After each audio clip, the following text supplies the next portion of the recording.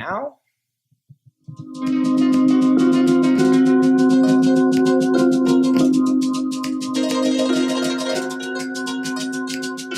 What? And we are live. How do we sound, Taff, real quick? We sound great, Marissa. Great. Okay. Awesome. All right, sweet. This is the Aftertouch podcast. We have me, Tyler, on here. We got my boy Taft. And today we have our special guest. Her name is Marissa Getts. It's Marissa Getts. It's Getts. Yes. Sweet. Today we're going to get into some cool topics. We are going to talk first off about Marissa and her being on a TED Talks X. I don't know what the X, why there's an X, but yeah, why is there an X? So TED stands for Technology, Education, and Design. Wait, Ted's not a person? It's not a person. I didn't even know it stood for something.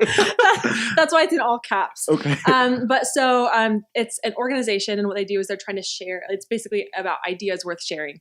And so they have their own conference every year. That's in Vancouver, Canada. But a TEDx event is an independent TED event where it could be a school or a community organization sets up an event according to their specific branding guidelines, but they choose the speakers themselves, choose the topics, etc. So it's an independent. How did you get in that situation where you could get on a TED Talk? What was the process, and how did they choose you? This is a great question. It's really, I was just kind of in the right place at the right time. So I work at a place at BYU called the Ballard Center for Economic Self-Reliance. And the Ballard Center is the place that runs TEDxBYU every year. And I worked there for almost, a year and a half, 2 years, and had some really cool opportunities with them. I also interned with So they have this program called Social Innovation Projects, which is essentially an on-campus internship program where the Ballard Center partners with really cool organizations that are doing really impactful things across the world. And so I did an internship where we did research about young people who were really good change makers and how kind of their steps, like how did they get to this place where they were making such positive change in their communities. And so then my boss asked myself and a coworker who was also part of this internship team to talk about it. Very cool. Mm-hmm. Sweet. So how'd you guys pick your topic? Like because it was about empathy. Uh-huh. How'd you guys, and you guys are like, in our research, is it your research? How'd you guys go about from beginning? Like if you find out, hey, we're on this TED Talk. Uh-huh. And then you're performing it now. I guess performing it. What was the in between stage? How'd you prepare for it? So luckily we had already done all this research. Like this was something we would have done regardless of being invited to. But you already had the research already. Yeah, so we had done that already. It was part of an agreement of what we did for this organization called Ashoka. And what Ashoka does is basically they identify people who are social entrepreneurs or people who kind of have these new ideas, this just kind of, really new innovative ideas to help the world out, basically. And so we were doing research for their youth venture section. And so we were given kind of, okay, this is what you're going to research. We want to hear more about this. And then we did a really good job. And so they really, really liked our work. And that's why our boss asked the two of us. So they chose the topic of empathy for you. Kind of. So what it really was is they wanted to know about these young people who were between the ages of like 13 to 20, kind of what happened in their lives that allowed them to be change makers and that allowed them to be impactful in whatever they were doing. And so what we did is we were supposed to create kind of this map or these steps, like, okay, so first, what needs to happen first in their life for them to start getting involved in creating change? And then what happens after that, et cetera. And so as we were doing all of these interviews with these young people, we found that the first thing, like the very first step in all of their journeys was that they had this spark of empathy. where they had some sort of experience with a problem or with a specific person that really made them feel something for someone else and like put themselves in someone else's shoes and think, wow, what they're going through is awful, or wow, like we should do something about this. And so it was that first spark really. So that we decided to talk about because we felt like it was the most important thing to talk to people about. But there were actually steps after that we researched and identified. Okay. Yeah. Sweet. So what would you say is, how would you say these, besides obviously their horrible experiences that obviously I'm guessing that these people had horrible experiences that caused them to have more empathy than others. How would you say people could gain more empathy? So like, how could someone like maybe me gain more empathy? I'm 24 years old. What are things that is it even possible for me now to develop? No, there's no hope for you. Is there any hope for me? Absolutely none. Knowing you exactly. No, just kidding. That's a really great question. And I love that you're asking that because I think a lot of times I'm not empathetic. I legit am not empathetic at all. I think a lot of times we get stuck in our minds and we become our own sounding boards, and it's hard to be in places where our ideas are challenged because sometimes it takes shots at our egos, and it's hard, right? To be like, I maybe was wrong about that, or I had a really limited perspective of this and I'm still kind of right, but not completely. Yeah. Right? It's about getting over yourself, really. Exactly. Just swallowing your pride and admitting that others can have more knowledge than you, have more experience than you. And absolutely. And I think really recognizing that while everything we learn from our experiences is real, so is someone else's. Yeah. And it might seem like it's at odds with each other, right? But if we really come down to it, your experience exists and mine does too, right? So, sorry, taking a long time to answer your question. No, keep going. So, I mean, some of the things that you can do and that we recommend. So we talked a lot about how parents and teachers can help children do that, but I think a lot of the same principles apply to ourselves. So things like try and associate with people who are not like you. I think a lot of times, especially, I mean, in Utah, you have a lot of people who have really similar political beliefs, really similar religious beliefs. So it's hard to get out of a place, like where you're just around people who believe the same. Your bubble. Yeah, exactly. I think here in places like that, especially, like you have to go out of your way to associate with people of different religions, of different political beliefs, of even people who have studied something differently, and ask them, like, so I'm a sociology major, but maybe if I go to a public health major or an engineer and talk to them about, wow, like how have your experiences in this influenced your life view, et cetera. I think also being willing to listen to hard things that people have been through. Yeah. I mean, asking people, like maybe we haven't been like had a mental illness or something, and talking to people and really listening and validating their feelings instead of saying, oh, it probably wasn't that bad.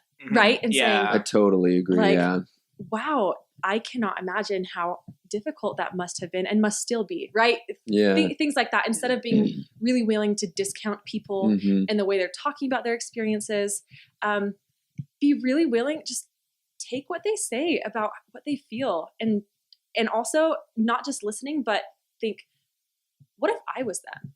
I think it's also a lot of this active placing yourself, because listening isn't enough. It has to be this active act, I guess, for lack of passive listening and active listening. Exactly. Yeah. So you have to sit there and think, what are they feeling right now? If I was them in this story, how might I feel? Yeah. Realistically. Not best case scenario, not me being like, oh, I know more than them, right? We have like because Utah is a pretty pro-gun, and so I'm pretty pro-gun, but I remember, and I never understood why people would like want to get rid of the Second Amendment. I'm just like, guys, this is my right to freaking like bear arms, and at school, so I'd like argue with people at school, like, hey, listen, I don't care about your stupid like gun beliefs. I'm gonna own one. And I'm walking down the hallway at UVU, and a gun goes off. like right next to me. It was an accident. It was the second one ever discharged in like ever. And I was so anti-gun for the next immediately. I was immediately anti-gun. Like everyone's like, my friend was like, "Hey, well, I'm still pro-gun." I'm like, "I'm not pro-gun. Yo, we gotta get these things out of here." That thing almost killed me, and it made me realize that now, because I have a new perspective because I experienced something. This is probably maybe what someone else who is anti-gun. Maybe they went through an experience, and I don't know. And because of it, it was a learning experience for me to not just like when someone says I'm anti-gun, go, "Oh, well, it's because of this." No, they obviously have some rooted beliefs in why, and I shouldn't discredit them. So that was a learning experience. It sucked. Yeah. I'm pro-gun again. Something that came to my mind as you were speaking was recently I saw a video on autism, and it was describing how autistic individuals, how they perceive the world. And it was this hand-drawn, this beautiful video that someone had put together, and I can't remember. I wish I had the link so I could direct people to it. But basically, I think people avoid subjects like that because it makes them uncomfortable. Like, how do I interact with a person that's autistic? But when you actually watch this video and see how they perceive the world and why they have these tics that they do, some people, they shake their leg or you start to empathize more with people that struggle with that type of thing. So after watching, I was like, oh, like, I feel like I understand those individuals more just from watching a simple video, you know? Yeah. More aware. Yeah, more aware of like. So it can come from experience, almost getting killed by a gun, or a simple video. And I think a lot of times it's those experiences that we have that drive us to want to create change or do things for other people. It's that understanding of, wow, if I was in that position, I would want someone to help me. I recently read a book called Just Mercy. By a man named Brian Stevenson, and it's probably one of the best books and most touching books I've ever read in my whole entire life. I was actually listening to it and I cried the whole way as I was driving home because it was just so, like, it hit me so hard. But so Brian Stevenson is a man who, he graduated from, I believe it was Harvard Law School, and immediately moved to the South upon graduation to represent people who are on death row. Most of the people in a lot of southern states on death row were people of color, especially Black men, many of whom had disabilities or who had just grown up in extreme poverty and didn't have someone who could represent them and tell their whole stories. And just some of the stories that he was telling were heartbreaking about people who just shouldn't have been on death row. Like, if you really considered everything that happened in the story. And one of the things that he said is he had just gotten off the phone with a man who he couldn't save. They had done everything, exhausted their appeals. And I think if I'm remembering correctly, he was disabled. But they put him on death row and they did everything that they could, but couldn't help him. And so this man it's a few hours before he was about to be killed. And he was talking to Brian and he said, "Thank you so much. Like, I love you for trying to help me." And then afterwards, Brian is reflecting on this experience, talking about, like, why does society try so hard to push away all the broken people? Like, why do we want to get rid of all these people who are broken through disability or poverty or like racism, etc.? And he says, at that moment, he realized that, like, even though he didn't have to go through all the same things, like he still was, it hurt him so much to see people go through that. And he said, I don't do what I do because I'm better than these people and I'm like trying to save them or anything. He said, I do what I do because I'm broken too. And I loved that recognition that, like, the shared brokenness of humanity was that even though, like, he was the one who went to Harvard Law School and he's like trying to help all these people who are like not very educated and, have a lot of problems in their life, but his recognition and his humility at saying, I'm not trying to save them because I'm better. I'm trying to help them because I am equally as broken and imperfect as they are. Yeah, I like that a lot. So so is there a way to, okay, so kind of like back to like the how to like learn empathy. I think we've hit experiences, putting yourself in the shoes, gaining more knowledge. How broad, and this is like sounds like way cynical, but how when does that, is there such thing as too much empathy? Is there such thing as like having like too much empathy? Like, does that make sense? It does make sense. That makes sense. That's an interesting question. How could one have too much empathy though? Like I don't know, maybe at like the expense of yourself. Okay, Like yeah, the I see what expense you're of saying. yourself. Like I can't go out and like help every homeless person. It's true. I could try. Really off topic. Really off topic. It's kind of just about homeless. Let's talk about lack of empathy.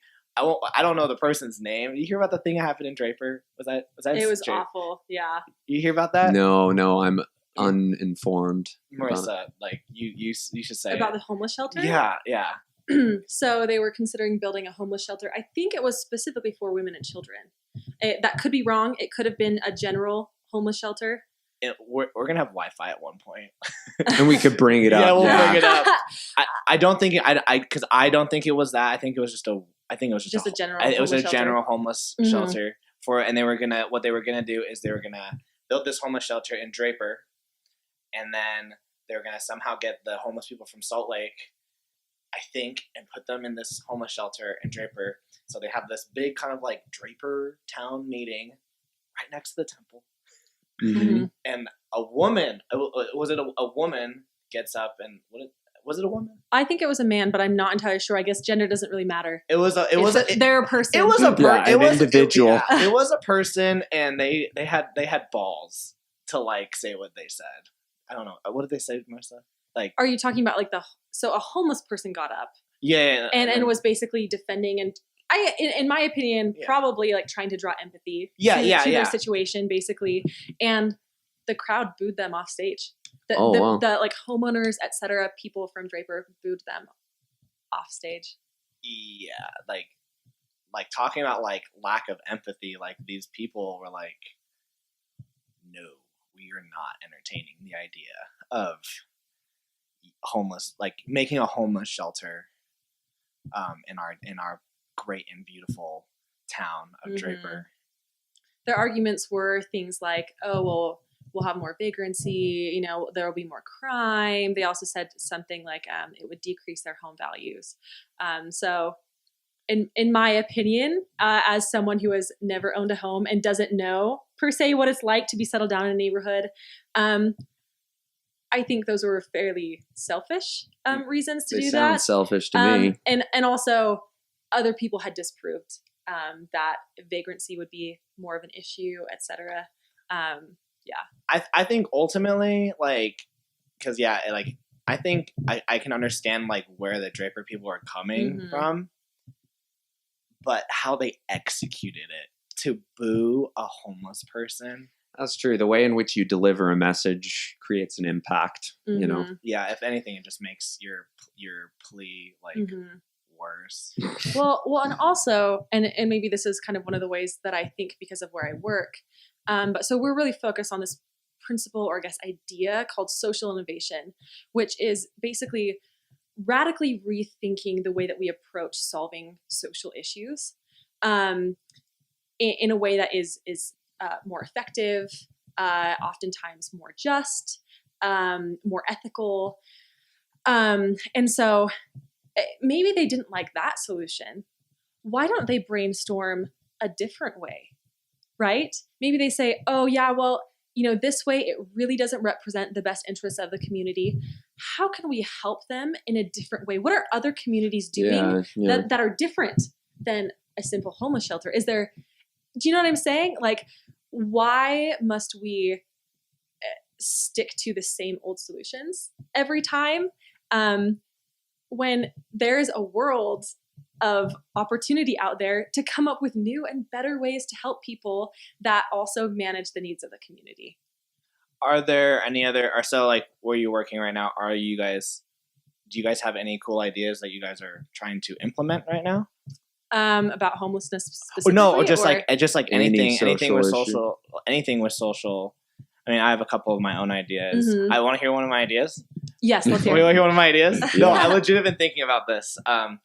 Is you grab 2 homeless people, 2, okay? You raise like let's say you raise $3,000, okay?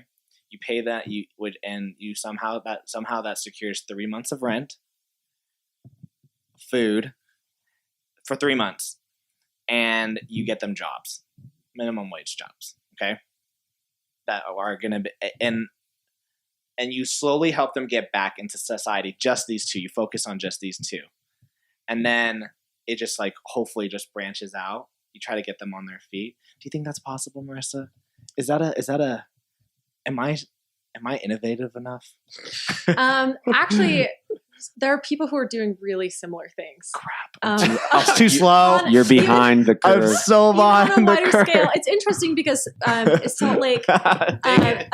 So Salt Lake, actually, one of the reasons why there has been such an increase in homeless people in Salt Lake is because one of the better solutions or the better organizations that helps homeless people, it's called Housing First, operates there. Basically, where the first thing they try and do is they say, you know what, we're going to house you first. Also, that's why there's so many, because the place that's helping is right there. Yeah, it's because so many people are like desperate for help, and they heard that there was help there, right? Which then increases the need, which they can't cover. Because you're like, hey, man, I'm homeless. Salt Lake's got that place. Yeah. Go to Salt Lake. Which is so sad, right? That all these people are so desperate for help that they're willing to come there, but because of lack of resources, right? There's not help for everyone who can come. I wanted to ask you, what are some social issues that you feel are like the worst ones we have today with your type of background, the ones that we need to focus on the most in order to improve Happy Valley, Utah, or the world? That's interesting. So I'm going to preface this a little bit. So I'm working on a project right now at the Ballard Center at BYU, where I work. And it's called Ballard Brief. And basically what it is intended to be is a publication where people do really in-depth research on specific social issues that captures as much of the complexity as we can in a brief paper, and also identifies some of the best practices associated with alleviating that problem or its effects. So for example, a few of the papers that I'm working on right now, one of them that I'm writing is about excessive use of force by law enforcement in the U.S. Oh, yeah. Which is really interesting. And another one that I'm working on also is flooding in coastal West Africa. And so I'll touch on a couple of them. So I don't know that I can necessarily say this is the most important for everyone to work on. But there's certain ones you focus on. But there are certain ones that I'm particularly interested in. For example, the flooding in West Africa. I'm remarkably interested in how climate change affects vulnerable populations. Climate change on the coasts, especially on the coasts, and in the places where they have the fewest resources to adapt to climate change, like rising water levels in the ocean, and also more frequent rainfalls. Hundreds, if not thousands, of people are killed every year in the developing world from floods because it's becoming much more torrential than it ever has been, and their communities simply aren't prepared for it. And it's all the people who are contributing the least to climate change who are affected by this, right? Man, yeah. And then, so that's something that I am really interested in. And then with the other one that I'm working on, the other paper that I'm doing research on, excessive use of force by law enforcement in the US, it's so interesting digging into the data because it's such a politicized issue. Right? I mean, because it's huge. Like it's all about like, oh, was the man black or who was shot and like their race and that type of stuff. It gets into like this huge. You can get into just dark conversations with people. We're just like you don't even know like the Fidel Castro. Uh-huh. Fidel, I was with a girl in Minnesota, and she was just like, we were just back and forth. Fidel Castro? Is that like the leader of Cuba? Yeah, You mean what? Philando Castile? Yeah, that one, that guy. Yeah. Who was shot for? I believe it was a broken taillight. Yeah. And he let policemen know that he had a gun, and he said, "I'm not reaching for. I'm grabbing my driver's license." Basically, didn't his wife also record the conversation? Yeah, she recorded part of it. She was live streaming. Yeah, she live streamed part of it. His girlfriend, actually. His girlfriend. Mm-hmm. His girlfriend. Yeah. Yeah. So it was nuts. It was nuts. But yeah, but it's so like, because I had my opinion. This girl that I was with, she had her opinion, and it's such a, if you don't even look at the data, just what people's opinions, it's huge. Well, the reality is that what we're working on is saying that what are you guys doing? So many people have all these ideas and like ideological arguments about social issues. But we believe, and granted, we recognize there are some pretty significant limitations of data. You can't know everything. Oh, yeah. And data methodology can be tricky, right? But for the most part, we believe that there is this objective reality to a situation, to a social issue that can help us that can depoliticize it and help us come up, like, understand what's really happening. And not only that, but what can we do about it and what is effective? And so that's kind of the basis behind our publication that we're working on. Is it going to be like a magazine, a monthly? It's going to be an online database. We may eventually publish some sort of quarterly collection of briefings. But for now, it's going to be a database that, the everyday person, right, who has never had an opportunity to understand, like maybe data, right, or doesn't have access to all of these, research databases where they can understand, okay, what is a randomized control trial and what does that mean? And right, things like that. And so Taft, do you know what that is? I could probably piece together a few things, but no. I have absolutely no idea what those words you just said were. So basically, it's a type of research methodology that can prove causality. Yeah, those are some big words. So this database you guys are creating is for the everyday, just like simplify. Exactly. I don't have to. People understand more. So people can understand. If you say, you know what, I've heard so many people talking about this, like excessive use of force by law enforcement, but it's so polemic. Like people are approaching it from all these like very different sides, right? Mm-hmm. So it's this way where we can say, okay, we understand that people have really big ideological differences, but let's look at the data and try and help people understand as objectively as possible. This is the truth, or these are the things that we do know based on data, and these are the most effective ways to approach it based on what we know. For example, excessive use of force by law enforcement. It's interesting is as I've poured over a lot of different research by like many, many different professors, academics, even like different special boards appointed, for example, to research like the Chicago police department, et cetera. Like, right, all of these different reports, there is absolutely a racial bias. There's pretty much no data finds, no doubt. It's certainly more complicated than just saying there is a racial bias, right? Like it's much more nuanced than that. But also, a quarter of the people who have been killed by law enforcement have, at least a quarter, right? This is of known cases, have struggled with mental illness, and it's a call related to mental illness. And I think that's such an important thing that so many people don't realize, because most of what we talk about this is simply on the lines of race, right? But there's a lot of factors. There's a lot of factors, and there's also intersecting factors, right? For example, Black men are very unlikely to get help for mental illness, right? And so then how do we help specific demographics overcome these factors? But yeah, so I guess that was a question that came to my mind, like, because it seems kind of overwhelming with the amount of issues out there. From your perspective, how can we actually actively start to make a change? That's a great question. Does it come back to empathy? I think absolutely. I think empathy is really important because a lot of people try to come up with these solutions for social problems, especially people who are maybe more educated, come from upper classes thinking, oh yeah, I know what I'm doing.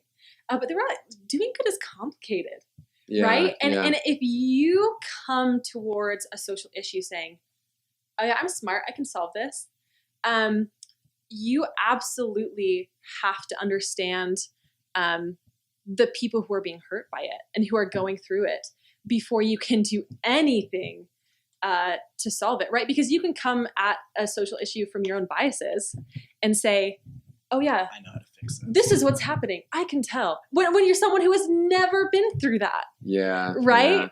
Yeah. And so the empathy is so important because if you don't actually get down and really understand those people, right?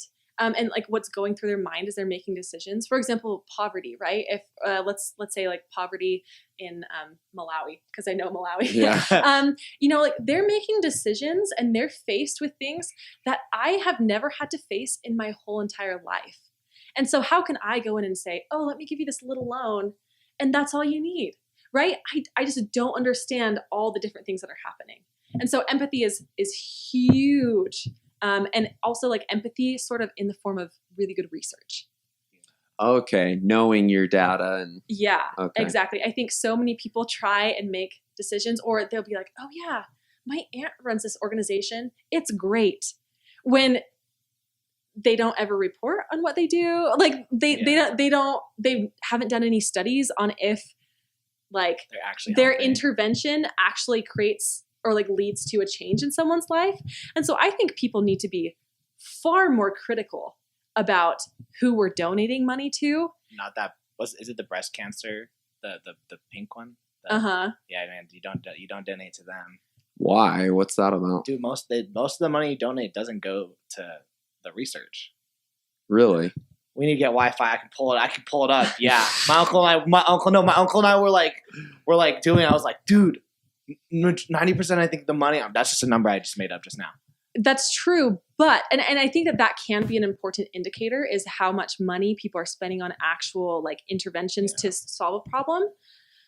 But also they can be putting 99% of their money into a crappy solution that is doing absolutely nothing. That's true. Yeah. And so it's about the same, right? Yeah. Maybe they're putting just as much money into research, right? Like, or more money into research that is actually effective. Yeah. Than a different organization that you're like, wow, they are putting 99, they only have 1% overhead. Wow. But like all of this, like maybe millions of dollars is going to something that is just accomplishing absolutely nothing.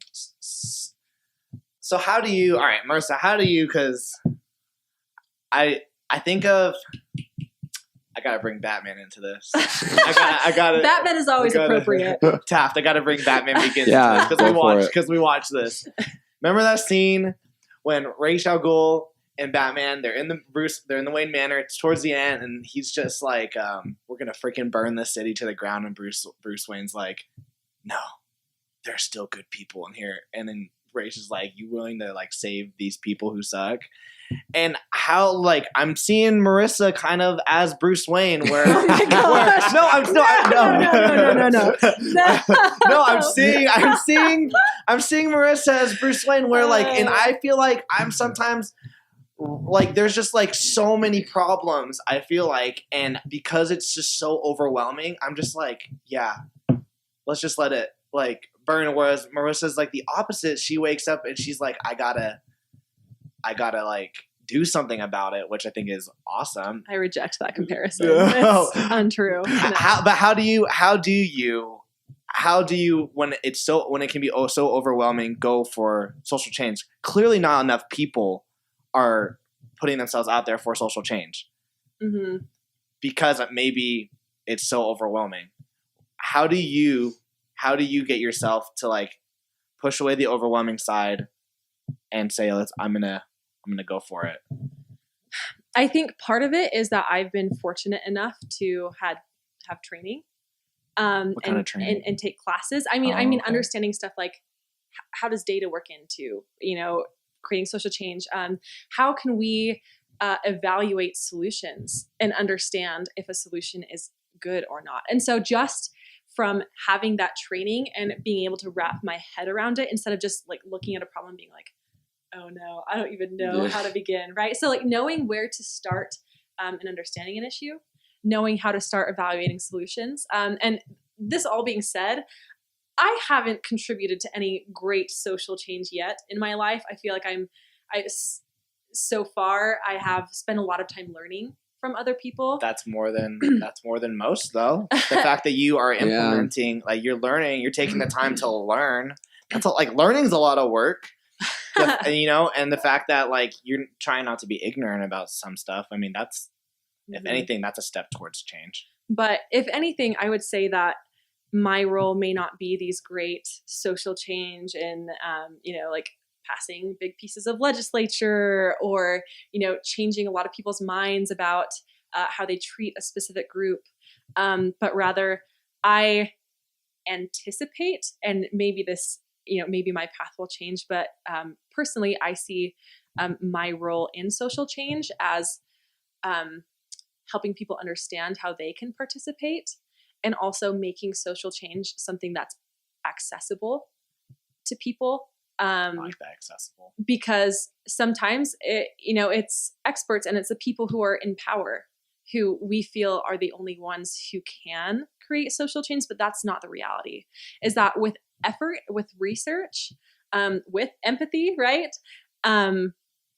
Anyone can be a change maker, and if they have the right resources. And so that's where I see myself fitting in is how can we get people to have empathy for others and for social issues, and also how can people take energy from that empathy to creating actual social change, whether it's in a little corner of the universe or whether it's in a whole country or a whole continent. Putting yourself into these, like taking yourself, when your empathy is all about taking yourself out of it. Mm-hmm. So you can't affect social change if you're focusing on yourself. So I like that. Todd, do you have anything else, or should we? What other than developing greater empathy for people, and what was the other thing you mentioned? Like actively. Thought you mentioned something else, maybe not. I mean, part of developing empathy was actively putting yourself. Oh, the research side of it. So the research side. The data, that was the one I was trying to remember. So other than those two things, what organizations do you know of here that people could actually go to and participate in, whether it's a conference or, to get that data? And that there's like an annoying bug flying around. I'm going to karate it. Yeah. But anyway, like what organizations do you know of that people, so that they can hear it, be more aware? That's a great question. So I would say that it's not necessarily a local thing. A lot of the organizations that are really good. World. But there's an organization called Ashoka that I mentioned earlier. Yeah. They identify social entrepreneurs across the world, or people who are just doing a really good job solving specific social problems and just doing innovative things. And so they, on their website, they have hundreds of fellows who they've chosen. And I think if someone goes through and understands the criteria that they have, and also reads through some of the profiles of the fellows and the organizations that they've created and like the solutions and how data backed they are, they can start to get a sense of what they might need to look for as they're looking for local people, right? And say, oh, well, all these organizations that are addressing domestic violence, have these three things in common. So when I'm going to support something in Utah, I want to look for those things. Or at least try to help the organizations have those three things as I work with them. So Ashoka kind of helps narrow down on what you want to focus on. Yeah, you can search in your community. Yeah, you can search for different organizations and like dealing with different social issues, etc. I mean, it could be in India, it could be in Pakistan, it could be in South Africa. There are also other organizations that are similar to them. So there's the Skoll Foundation, which is SKOLL. Okay, I was like, Skull. You're like, what is this? There's also a foundation called Echoing Green. I'm trying to make sure if I can. There's the Schwab Foundation, and those are like really the top ones that are really good at identifying impactful people and organizations. So if you want to do some research, so these are like the Google. These are like the Googles of how to find good organizations. Yeah, exactly. Mm-hmm. Okay. Sweet. Well, I might go on there. I need a cause to fight for. Yeah. All right, Marissa, do you have time for a game? Absolutely. Okay. It might be embarrassing, but Don't be embarrassed. It's okay. All right, really quick while I load it up on my phone. Here's an ethical question for you guys. Oh no. Taft, you ready for this ethical question? Yes. It's super easy. I learned it in class. Ethics and values. There's a wrong or right answer. Oh no. No, I don't think there's a wrong or right. But that's the thing about ethical questions is there's not really. You said you learned it though. Answer. Yeah, well, you learned the question or like the answer? I learned the question. I think it's all about morality, like thin lines, maybe. Okay. Yeah, I want to see I want to see what line you guys are on. Oh no. Okay. Train. Let's say like 20 people on this train. Oh no. It's gonna crash. There's a overweight person on a cliff next to you. If you push this overweight person, you will save the 20 people on this train. It will kill the overweight person. Or do you let him live and let the 20 people die? Can I just jump myself? No, you're not overweight enough. You have to be way overweight, Marissa. You're too good looking. Oh my god. You're too good looking, Marissa. Yeah, you're too good looking.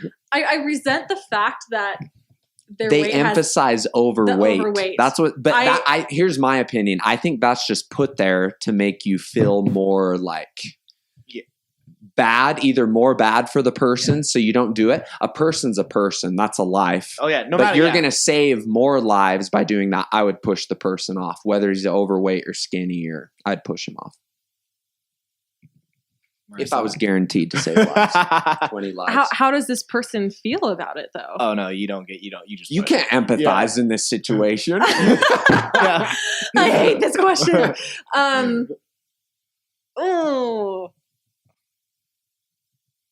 I mean, I think the choice should ultimately be up to them. I mean, like, I don't think that's a choice that I can make. That's interesting. That's actually a good way of saying it. Yeah. So basically, the 20 people will die. You've never watched an episode of 24, have you? Mm-mm. Every episode,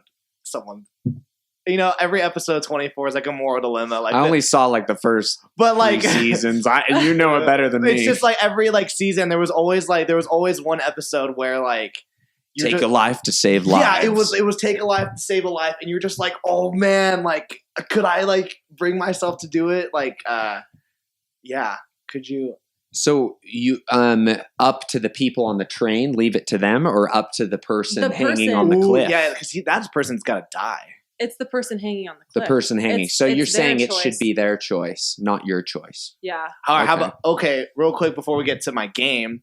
Oh, this isn't the game. This isn't even the game. This isn't even the game. I just thought about this. Okay. What would you do if you were the overweight person? The person who, all right, yeah, I agree with Marissa. Why does it have to be an overweight person? The person who is necessary to die to save the 20 people. I would die. Would you jump? Marissa, would you jump? Yeah.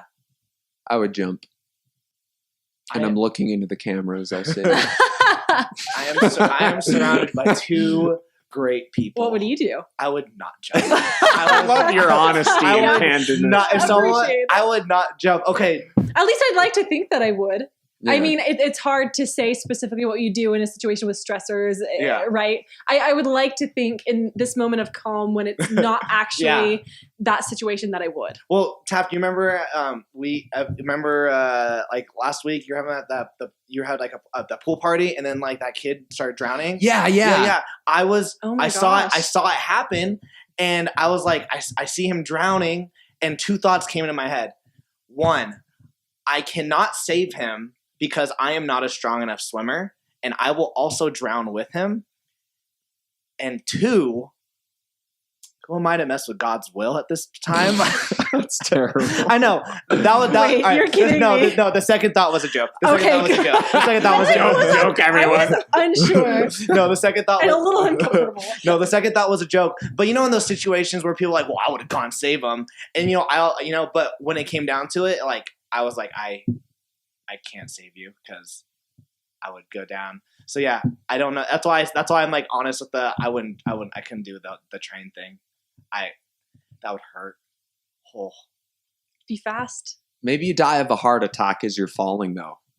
Yeah, you're gone already. I want to know theories about that. I feel like you'd be gone already, maybe. Or do you actually feel terrified the impact? enough? I hope I don't feel the impact. Because you have a fear of heights. So. That's true. All right, guys. This is the game. Would you rather? Oh, no. Oh, no. Would you rather? These make me so uncomfortable a lot of the time. No, don't worry. Okay. Marissa, would you rather have no one to show up at your wedding or your funeral? Oh, wedding. I want to elope. Are you kidding me? That's a dream. Is that even a choice? So no one at your wedding. Yeah, that's pretty, Taft. No one at your wedding? As long as my fiance/husband showed up. Yeah. But other than that, it's fine. I would totally live. Be great. Oh, totally. I agree with Marissa on that one. Yeah, that wasn't a good one. Wedding, it's like lovey-dovey. Yeah, you're focused on that person. Funeral is like, who really liked this person? Yeah, exactly. Who loved and admired this person. He's willing to and we're here to eat the funeral potatoes for it. Yeah, the funeral food is good. Yeah. Especially in Africa. Really? They have a lot of funerals over there. Marissa, did you ever go to a funeral while you were there? I did go to a funeral. You didn't go, a few, but you didn't go to the right funerals. Not. All right, next. We just sat on mats and sang for a very long time. Oh no! Huh. Wow! No, they shut down the whole street. South Africa is probably quite different than Malawi, though. Yeah, the culture much different. All right, next one. Would you rather be the funniest person in the room or the most intelligent? Marissa.